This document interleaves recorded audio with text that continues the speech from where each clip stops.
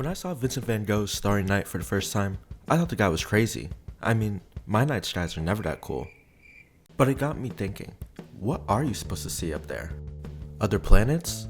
Constellations? Entire galaxies? Or nothing? The truth is, it varies from place to place because of a little problem called light pollution.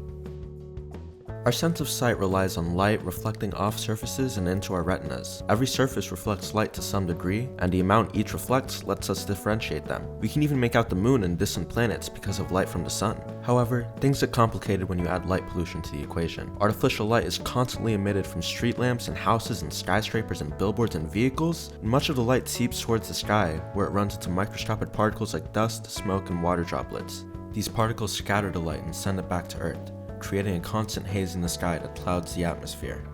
Astronomer John Bortle developed the Bortle scale to measure its effect on visibility, and you can see the difference between a level 1, with the Milky Way in view, and a level 9, where the moon's barely visible. It's not just about the aesthetics though. Light production accounts for about 20% of electricity used globally, but with so much of it leaking into where it's not needed, we're effectively dumping millions of tons of CO2 into the atmosphere every year, for no reason. Just look at sea turtles! They depend on moonlight to find the ocean after they hatch, but when the brightest thing in view is a light pole, many never make it to the water.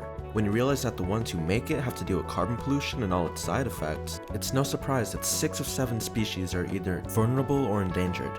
Thankfully, light pollution cleanup has come a long way.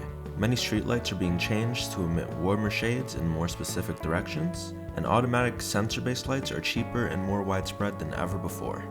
It's definitely going to take a while, but I know that a future where anyone can look up and see the stars, just like Van Gogh did, is on the horizon.